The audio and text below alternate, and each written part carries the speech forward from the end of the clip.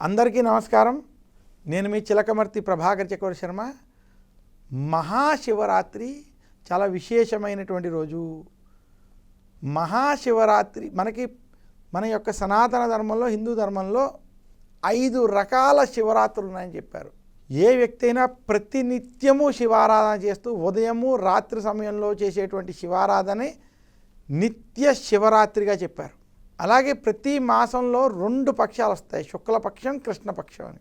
అలా శుక్లపక్షంలో వచ్చేటువంటి చతుర్దశి రోజు, కృష్ణపక్షంలో వచ్చేటువంటి చతుర్దశి రోజు విశేషంగా శివారాధన చేస్తే దాన్ని పక్ష శివరాత్రి అన్నారు.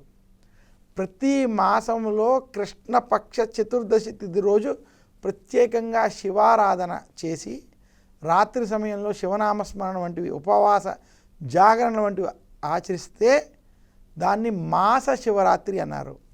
ఇంకా ప్రతి సంవత్సరంలో మాఘమాస కృష్ణపక్ష చతుర్దశి రోజు వచ్చేటువంటి రాత్రిని మహాశివరాత్రిగా, ఆ రోజు శివుడు లింగోద్భవ రూపాన్ని ధరించి లింగోద్భవ కాలంలో చేసేటువంటి శివారాధనని మహాశివరాత్రికి సంబంధించినటువంటి పూజగా చెప్తారు.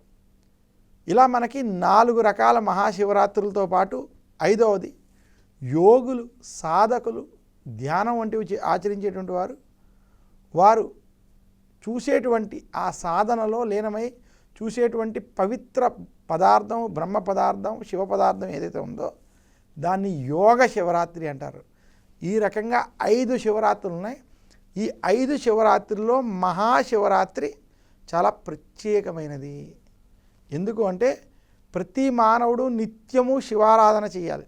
నేటి ఆధునిక సమాజ పరిస్థితుల్లో అలా కుదరని వారు, లేదా పక్షముకి ఒక పర్యం చెప్పిన మాసంలో వచ్చే 2 పక్షాల్లో శివారాధన చేయాలి, అది కుదరని వారు ప్రతి మాసంలో వచ్చే మాస శివరాత్రి రోజు శివారాధన చేయాలి, అది కూడా కుదరలేనటువంటి వారు ఇంకా ప్రతి సంవత్సరంలో వచ్చేటువంటి ఒక మాఘమాస కృష్ణపక్ష చతుర్దశి మహాశివరాత్రి రోజు ఎవరైతే శివారాధన వంటివి చేస్తారో అటువంటి వారికి పాపములు నశిస్తాయి, శివానుగ్రహం కలుగుతుందని శాస్త్రాలు తెలియజేశాయి.